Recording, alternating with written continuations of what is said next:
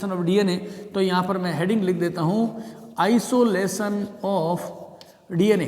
किसी भी जो सेल है उससे डीएनए का आइसोलेशन कैसे किया जाता है उसी को आज हमें समझना है, आइसोलेशन ऑफ डीएनए मॉलिक्यूल, है ना। We all know that in the eukaryotic cells DNA is well organised in the chromosomes and that chromosomes are enveloped in the nucleus by the nuclear membrane, and that nucleus is present in a cell which is covered by a plasma membrane in the animal cell, or while in the plants the cell is also covered by a secondary membrane that is called as the cell wall.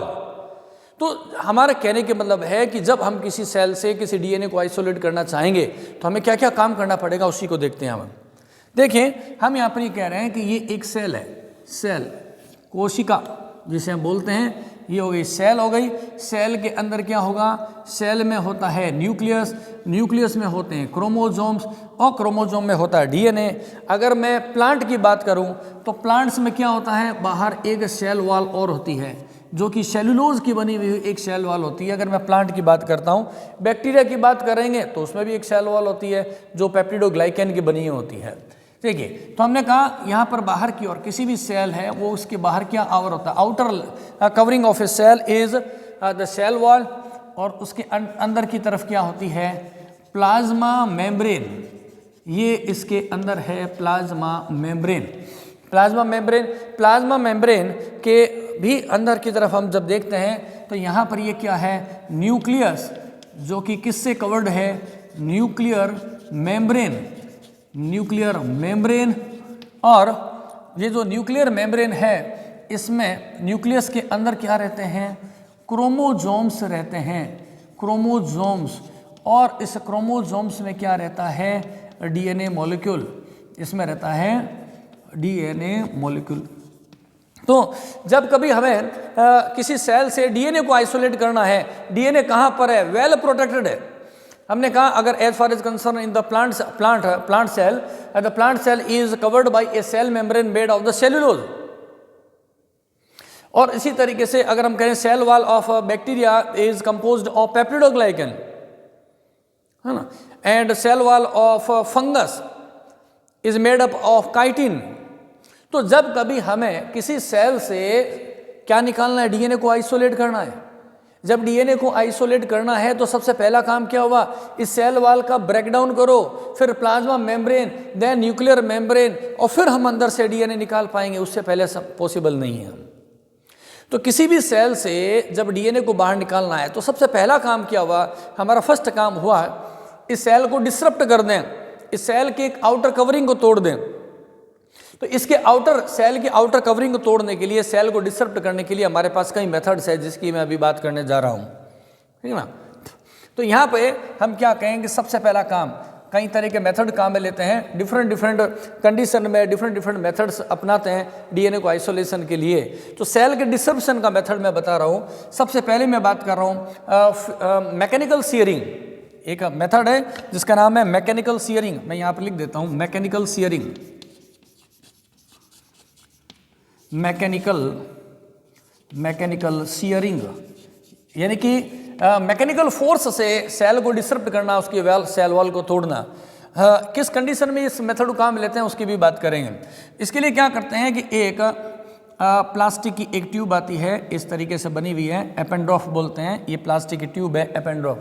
इसमें हम डाल लेते हैं वो body का part. अगर मैं यहाँ पर मैं बात करना चाहता हूँ, अगर आप इंसेक्ट के लेग में से डीएनए को आइसोलेट करना चाहते हैं तो वो मैं एक रेफरेंस ले रहा हूँ, एक एग्जांपल ले रहा हूँ कि कोई इंसेक्ट है, इंसेक्ट में जब डीएनए का आइसोलेशन करना होता है तो हम क्या करते हैं कि उसकी लेग को निकाल लेते हैं। स्पेशली अगर मैं कहूँ तो माइटोकॉन्ड्रियल डीएनए के लिए, डीएनए बारकोडिंग के लिए। तो यहाँ पर हमने क्या किया कि वो टिश्यू ले लिया, पर्टिकुलर टिश्यू ले लिया है अंदर। टिश्यू लेने के बाद में इसके साथ में एक पेस्टल आता है, इस तरीके से बना हुआ होता है, प्लास्टिक का पेस्टल है। यहाँ पे इस तरीके से ये क्या बना हुआ है, प्लास्टिक का एक पेस्टल है ना, और पेस्टल एंड मोटर की तरह, ठीक है ना। तो यहाँ पे ये क्या है, हमने एक टिश्यू को डाला है। टिश्यू को लेने के बाद में ये जो पेस्टल है, ठीक है ना, पेस्टल, इस पेस्टल से हम क्या करेंगे, इसको ग्राइंड करेंगे, इसको हम पेस्टल से ग्राइंड करेंगे। इस पेस्टल को नीचे की तरफ फोर्स करेंगे और उसके बाद में इसको टर्न करेंगे। तो इस तरीके से किसी टेस्ट ट्यूब में जैसे ये पेस्टल को डाल करके और उसके बाद में क्या करना है, चर्निंग करना है, ग्राइंड करना है। तो इस ग्राइंडिंग से क्या होगा, अगर मैं ये टिश्यू किसकी मैं बात कर रहा हूँ, अगर ये हमने इंसेक्ट का लेग ले रखा है, मैं इसके एग्जांपल की बात कर रहा हूँ, यहाँ पे this method can be employed. Leg है, इंसेक्ट के लेग को अगर डाले डीएनए का आइसोलेशन करना हो तो ऐसे मैकेनिकल सीयरिंग जो मेथड है उससे आप सेल को डिसरप्ट कर सकते हैं, सेल डिसरप्शन। एक होता है chemical sharing, chemical disruption of the cell. Chemically disruption कैसे करते हैं उसको भी अपने यहां पर मैं लिख देता हूं, केमिकल डिसरप्शन, या इस साइड में लिख लेते हैं, ज़्यादा ठीक रहेगा ताकि सीक्वेंस के अंदर आता रहे अपने सारा प्रोसीजर, है ना। 2 number point chemical disruption method मैं यहां लिख देता हूं, chemical disruption, chemical disruption of cell wall, plasma membrane to liberate, to release the DNA molecules which is well organized into the nucleus. Chemical disruption की बात करें तो केमिकली क्लीव करना है आपको, तो उससे पहले ये देखना है कि जो सेल वॉल किस चीज़ की बनी हुई है ना, सेल वॉल का केमिकल कंपोजिशन क्या है, वैसा ही हम केमिकल काम में लेंगे उसको डिसरप्ट करने के लिए, डिजोल्व करने के लिए। एग्जांपल हमने कहा प्लांट सेल है ना, आप इसको थोड़ा सा आराम से समझिएगा। प्लांट सेल है, प्लांट सेल की बात करें तो इसकी जो सेल वॉल है ना, सेल वॉल, और वो किसकी बनी हुई है, सेल्यूलोज की, सेल्यूलोज की बनी हुई है। सेल्यूलोज क्या होता है, एक पॉलीसैकेराइड होता है, हमने पढ़ा हुआ है ना। तो हमने कहा प्लांट सेल की जो सेल वॉल है, प्लांट सेल की सेल वॉल है वो सेल्यूलोज की बनी हुई है। अगर उसको आपको डिसरप्ट करना है, डिजोल्व करना है, हटाना है, तो हम कौन सा एंजाइम काम में लेंगे, हम एंजाइम काम में लेंगे सेल्यूलेज।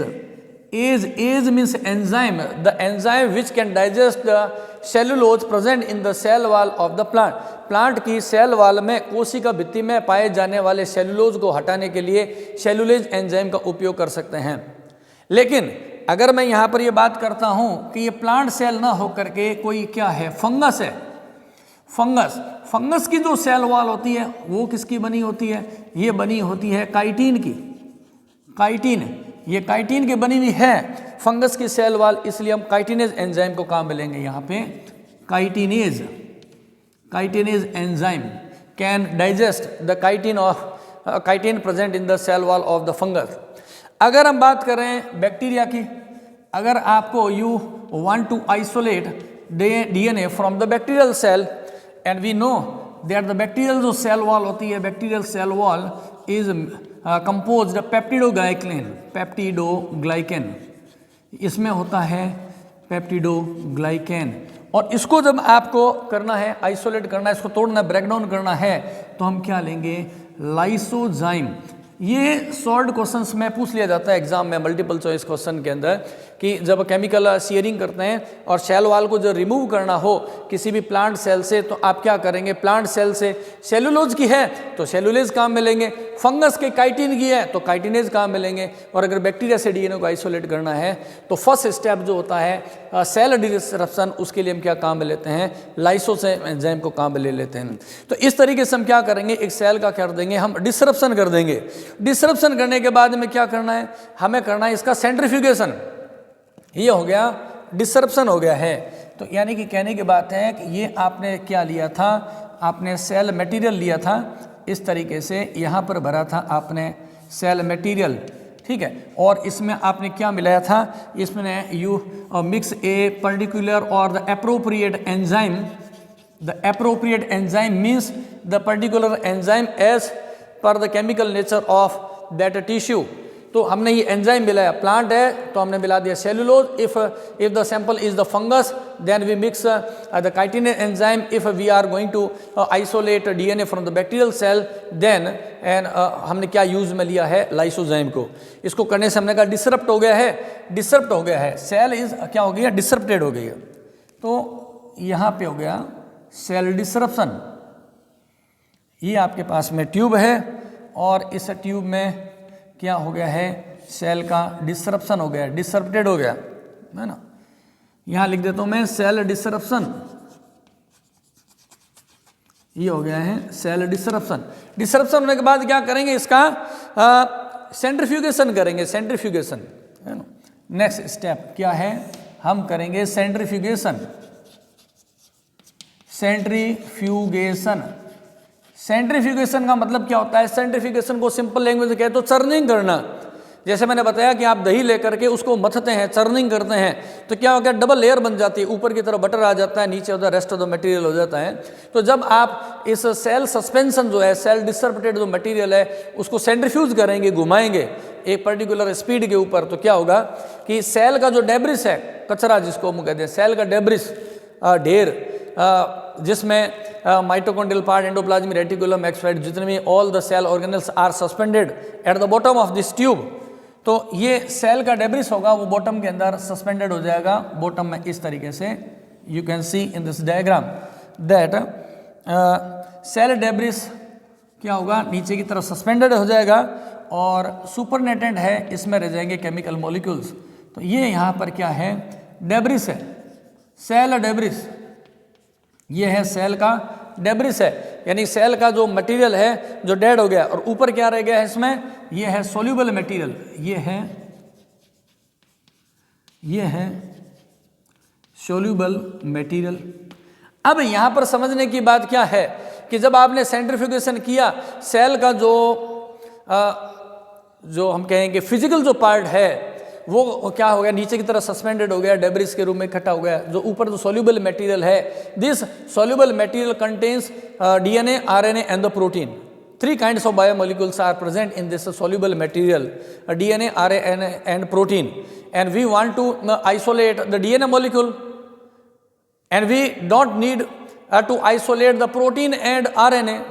That's why हमारे लिए क्या नेसेसरी रहेगा, है ना, it is necessary to digest the protein and RNA, ताकि हम प्योरली DNA को सेपरेट कर सकें। तो अब हम क्या करें, इसमें से मैंने कहा सेल का डेब्रिस नीचे बैठ गया है, और सोल्यूबल मटेरियल कंटेन्स क्या है इसमें, DNA, RNA और प्रोटीन। तो सबसे पहले हम काम करते हैं, इसमें से प्रोटीन को सेपरेट करते हैं। प्रोटीन को सेपरेट करने के लिए हम क्या काम लेंगे, प्रोटीन काइनेज एंजाइम काम लेते हैं, या हम कहते हैं प्रोटीनेज के एंजाइम को मिक्स कर देंगे। चलिए, तो अब यहाँ पे आपको क्या करना है, प्रोटीन का आइसोलेशन करना है। प्रोटीन का आइसोलेशन करने के लिए मैं आपको क्या बता रहा हूँ, यहाँ पे सबसे पहला काम, नंबर फर्स्ट काम हम क्या करा रहे हैं, इसको प्रोटीनेज एंजाइम है, प्रोटीनेज के एंजाइम, इससे हम इसको ट्रीट करा देंगे। प्रोटीनेज एंजाइम है, प्रोटीनेज के एंजाइम है, इससे आप ट्रीट करा देंगे। तो उससे क्या होगा, प्रोटीन है वो टूट जाएगा, सेगमेंटेड हो जाएगा, प्रोटीन के जो बड़े जो सेगमेंट है वो टूट जाएंगे। तो हम यहाँ पर ये लिख सकते हैं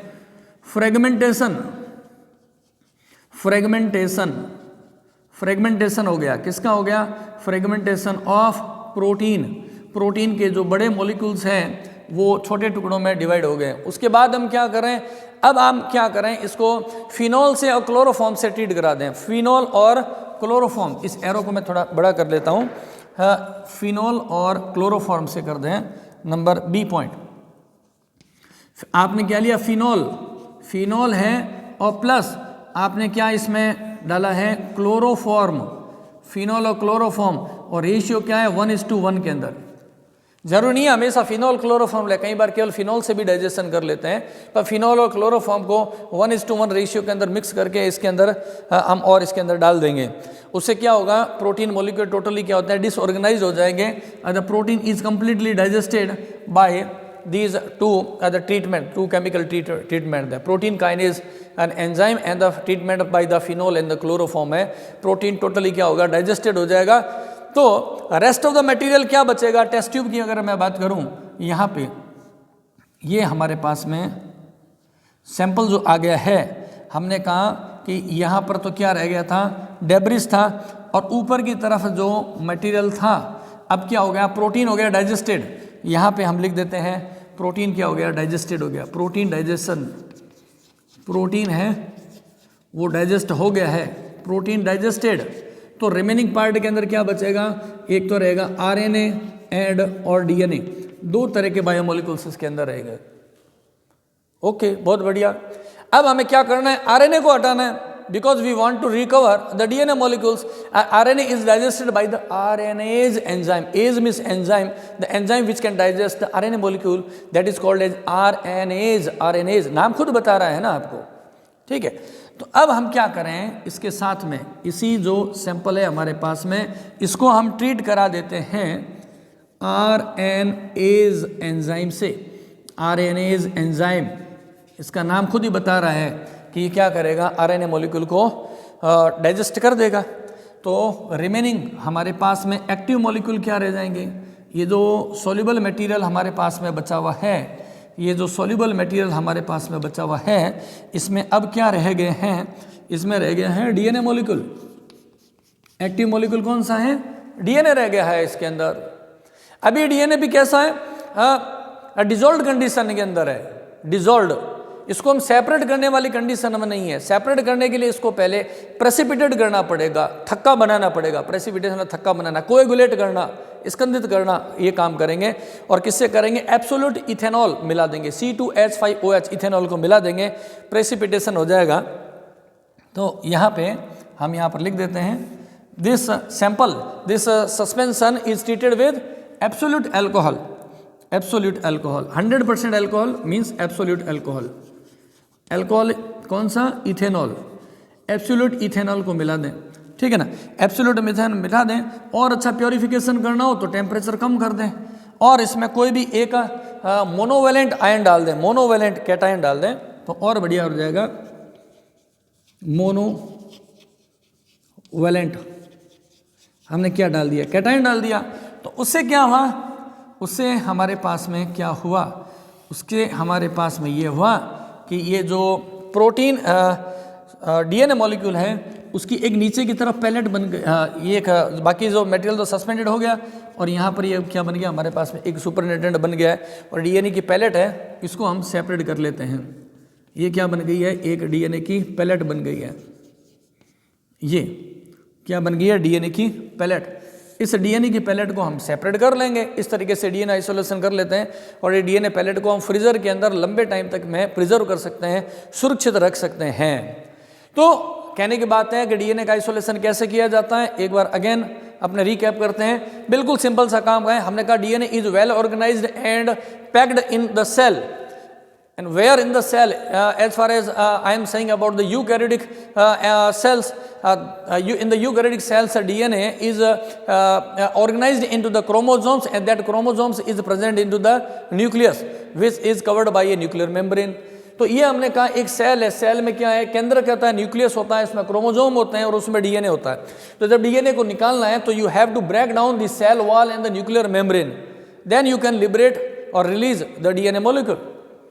तो हमने कहा कि इस सेल का डिसरप्शन करने के लिए, सेल को तोड़ने के लिए हमारे पास में दो रास्ते हैं, mechanical shearing method and the chemical shearing method. In the mechanical shearing method we take a tissue और the part of the material, biological material, उसको हमने क्या लिया, एपेंड्रॉफ, एक प्लास्टिक ट्यूब होती है, एपेंड्रॉफ बोलते हैं, उसमें एपेंड्रॉफ में लेते हैं और उसके बाद में एक पेस्टल होता है, उससे डाल के उसको ग्राइंड कर देते हैं, मतलब पीस देते हैं। उस सेल को लिया और इसके अंदर इसको पीस दिया, जैसा कि डायग्राम में आप देख रहे हैं।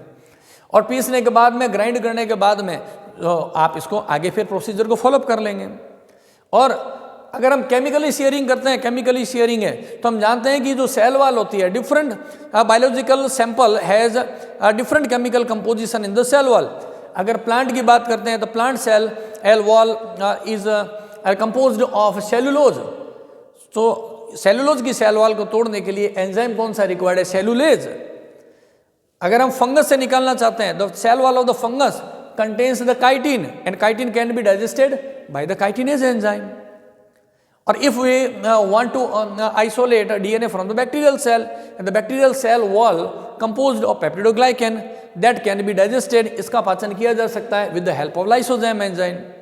तो कहने की बात है, किसी भी सेल को जब आपने डिस्टर्ब कर दिया, तोड़ दिया गया है बाय द मैकेनिकल शियरिंग और द केमिकल शियरिंग मेथड, तो हमने क्या बताया, सैंपल लिया गया, एंजाइम से ट्रीट कर रहा, सेल का डिसरप्शन हो गया, देन हमने क्या किया, सेंट्रीफ्यूगेशन किया। सेंट्रीफ्यूगेशन किया हुआ ऑल द सेल मटेरियल है suspended in the form of cell debris, नीचे की तरफ बैठ गए। Rest of the biomolecules means DNA, RNA, protein remains in the soluble material. ये वाला सोल्यूबल मटेरियल इसमें डीएनए, आरएनए, प्रोटीन है। सबसे पहले हम क्या कर रहे हैं, रिमूवल ऑफ द प्रोटीन। तो हम क्या किया हमने कि इसके अंदर क्या मिलाया, प्रोटीनेज के एंजाइम को मिलाया, उसने डीएनए को फ्रेगमेंटेड कर दिया। फिनॉल और क्लोरोफॉर्म ने क्या किया, उस फ्रेगमेंटेड प्रोटीन का प्रेसिपिटेट बना दिया है और वो सेपरेट हो गया। ये नीचे की तरफ प्रोटीन बैठ गया है और ये जो लिक्विड फॉर्म है, सोल्यूबल है, contains the RNA and DNA molecule. अब आरएनए और डीएनए में से आरएनए को हटाना जरूरी है, तो हमने आरएनएज एंजाइम से ट्रीट कराया। आरएनएज हो गया, आरएनए हो गया डेड, डाइजेस्टेड हो गया, और remaining as cell suspension this solution contains the DNA molecule. लेकिन हम इसको बाहर नहीं निकाल पाएंगे, then we have to precipitate the DNA molecule. हम यहाँ पर लिख दें प्रेसिपिटेशन।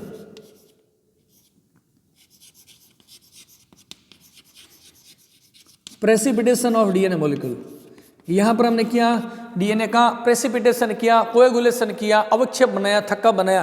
तो एब्सोल्यूट इथेनॉल अल्कोहल को मिलाएंगे मोनोवेलेंट कैटायन की प्रेजेंस में at the for the better result at the -20 degree Celsius this DNA क्या होगा, सस्पेंडेड हो गया, precipitated in the form of DNA pellet, इसके अंदर रह गया।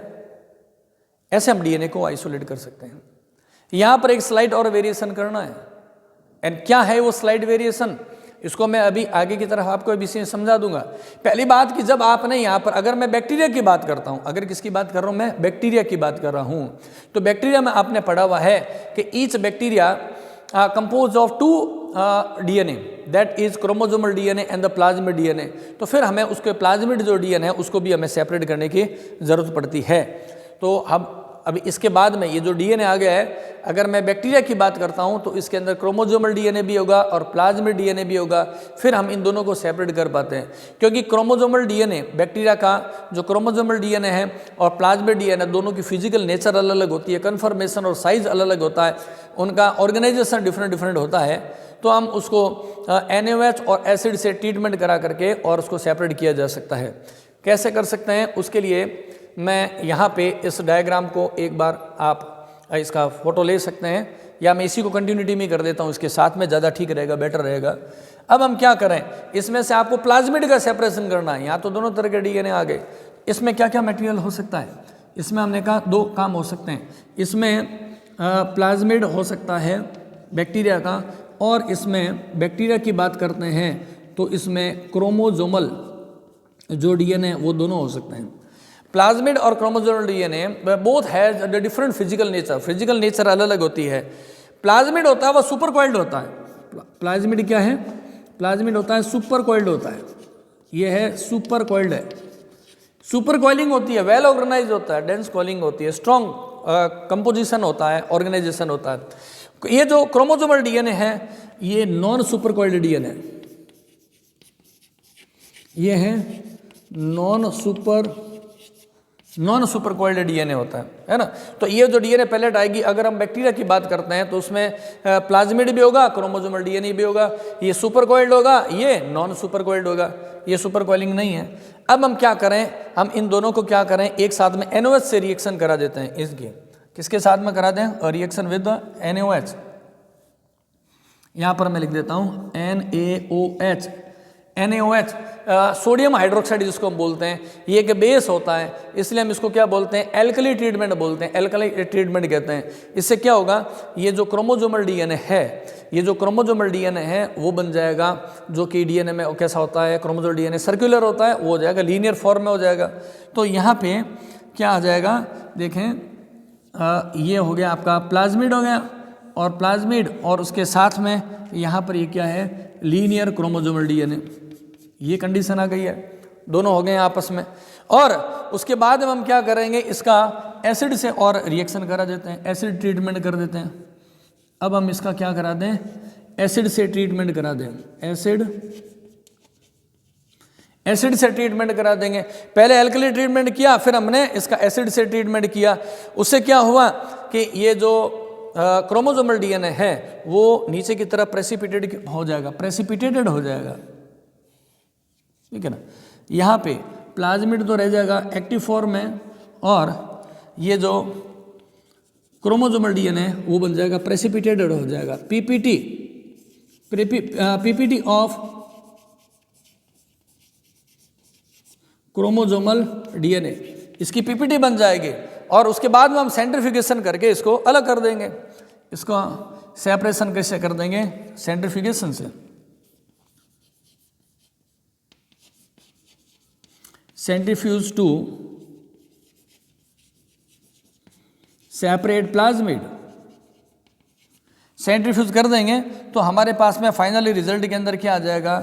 इस सस्पेंशन में आ जाएगा प्लाज्मिड। तो हम ये कह सकते हैं कि डिफरेंट स्ट्रेटेजी को अपनाया जाता है जब कभी भी आपको डीएनए को सेपरेट करना है, कौन सा डीएनए काम में लेना चाह रहे हैं। जैसे डीएनए बार कोडिंग करते हैं तो हम माइटोकॉन्ड्रियल डीएनए को बाहर निकालते हैं, डीएनए फिंगरप्रिंटिंग करते हैं तो हम किसी भी बॉडी पार्ट से डीएनए को निकाल सकते हैं। तो ये जो एक कॉमन मेथड है, डीएनए आइसोलेशन का एक कॉमन मेथड है, इसमें जो वेरिएशन किए जाते हैं वो हमारी रिक्वायरमेंट के अनुसार है। हम डीएनए को क्यों निकालना चाह रहे हैं, किस पर्पज से हम काम में ले रहे हैं, उसी के अकॉर्डिंग क्या होगा, इस पूरे प्रोसीजर में स्लाइड वेरिएशन होता रहेगा। तो यहाँ पर आप देखेंगे एक पूरा कंप्लीट आपके पास में एक प्रोसीजर आ गया है कि डीएनए का आइसोलेशन कैसे करते हैं। और जब आप इस डायग्राम को फॉलोअप करेंगे, इस डायग्राम को जब आप समझेंगे, लर्न कर लेंगे, तो there is no need to, आपको कहते हैं आंसर को रटने की आवश्यकता नहीं है, आप इसी की हेल्प से ही इस आंसर को पूरा लिख पाएंगे। तो अब आप इसके एक स्क्रीनशॉट ले लें और उसके बाद में आगे का काम शुरू करते हैं। रिकॉम्बिनेंट डीएनए टेक्नोलॉजी का एक नेक्स्ट इंपॉर्टेंट जो टॉपिक है वो है रेस्ट्रिक्शन एंडोन्यूक्लियर एंजाइम। उसका हम डिस्कशन करेंगे कि what is the mean of restriction endonuclease enzyme and the significance of the restriction endonuclease enzyme. Thank you.